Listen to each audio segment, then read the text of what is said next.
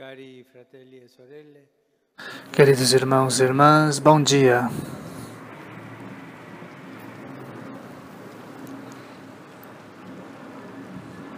Toda vez que renovamos a nossa profissão de fé, recitando creio,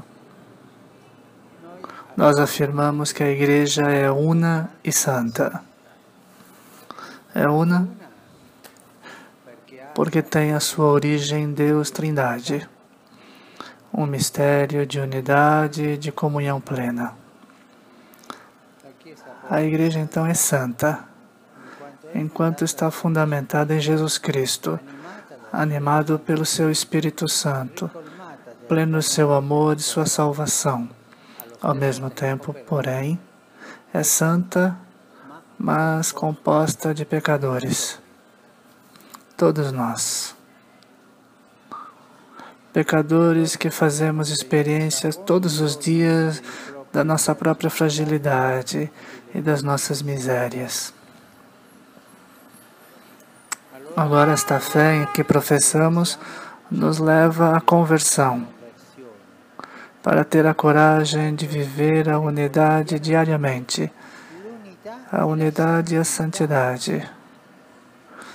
E se nós não estamos unidos, se não somos santos, é porque não somos fiéis a Jesus. Mas Jesus não nos deixa sozinhos. Não abandona a sua igreja, Ele caminha conosco. Ele nos entende nossas fraquezas, nossos pecados, nos perdoa sempre que nós nos deixamos perdoar por Ele.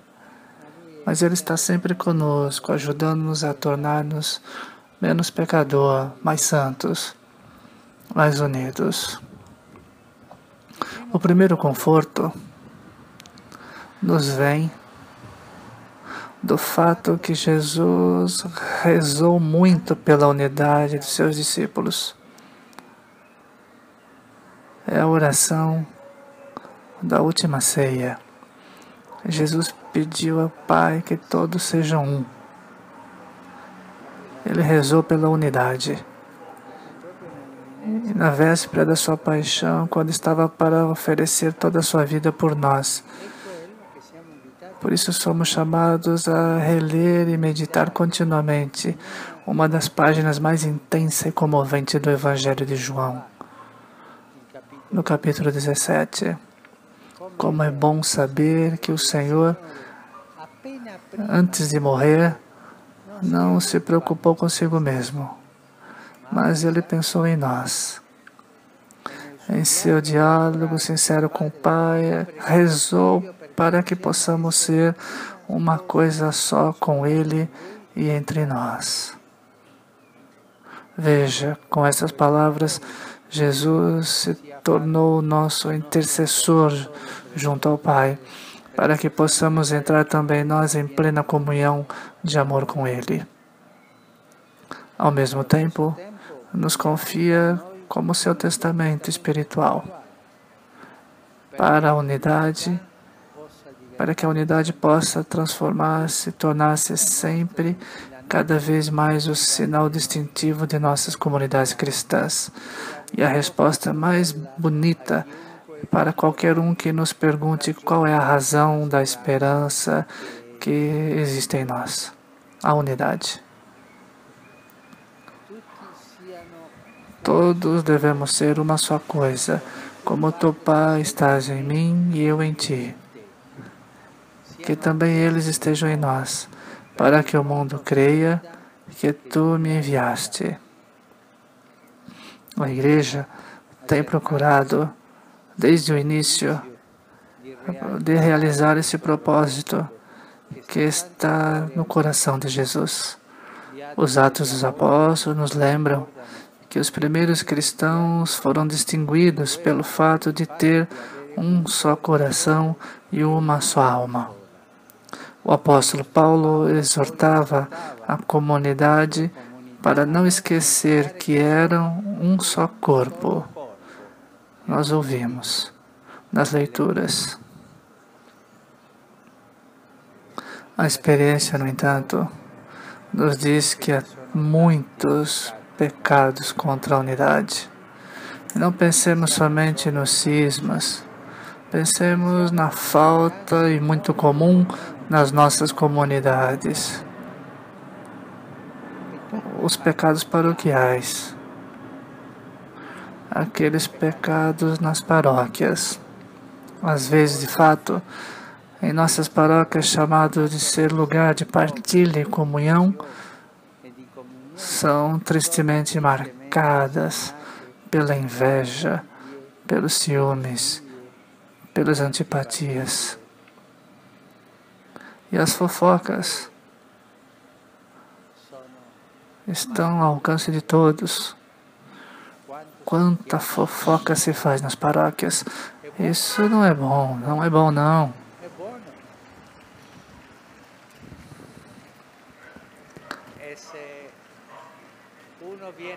Quando alguém vem eleito o presidente de uma associação, já fazem fofoca contra ele. E se aquele foi eleito presidente da catequese, outros fofocarão contra eles. Isso não é igreja. Isso não deve ser feito, não devemos fazê-lo.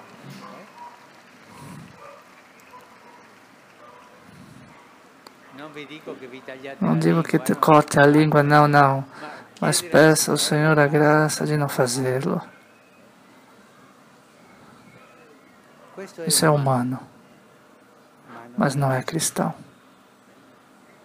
Isso acontece quando procuramos os primeiros lugares, quando nos colocamos nós mesmos ao centro com as nossas ambições pessoais e nossas formas de ver as coisas, julgando os outros.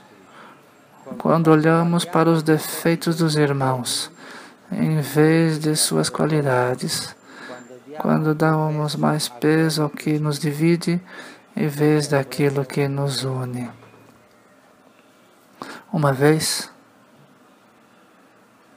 em uma outra diocese, que eu estava primeiro, eu ouvi um comentário interessante e bonito. Se falava de uma anciã que tinha trabalhado toda a vida na paróquia. E uma pessoa que a conhecia muito bem disse: essa mulher nunca falou mal de ninguém, nunca fez fofoca, sempre estava sorrindo. Uma mulher assim pode ser canonizada amanhã. E assim é bom, um bom exemplo, é bonito.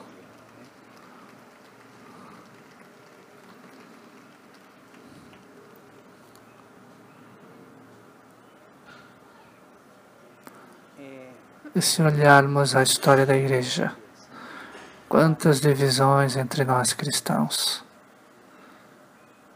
Mesmo agora estamos divididos. Mesmo na história, os cristãos fizeram guerra entre nós.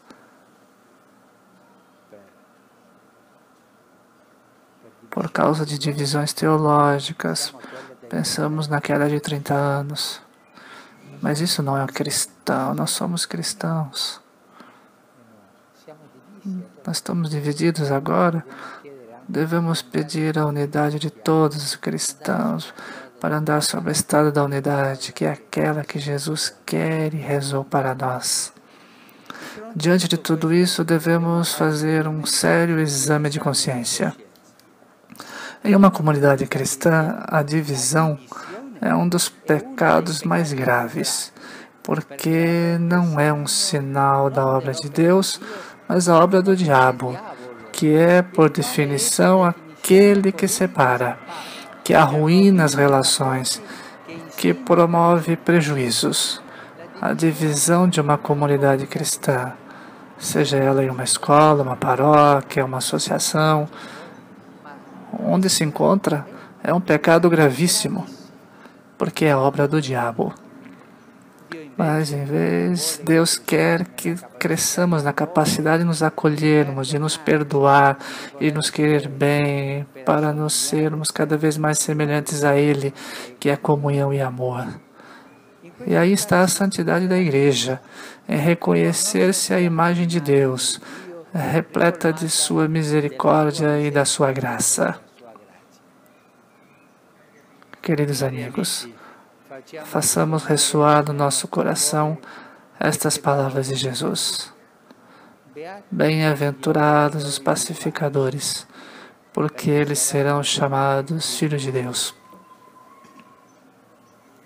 Peçamos sinceramente perdão por todas as vezes que fomos ocasião de divisão ou desentendimento dentro de nossas comunidades,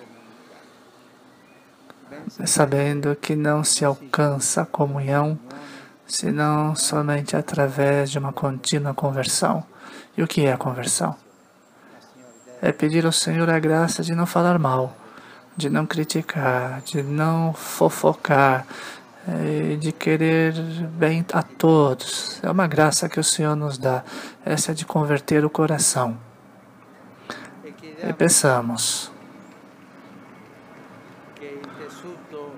que o nosso dia a dia de nossas relações possam se tornar um reflexo sempre mais bonito e alegre da relação entre Jesus e o Pai. Obrigado.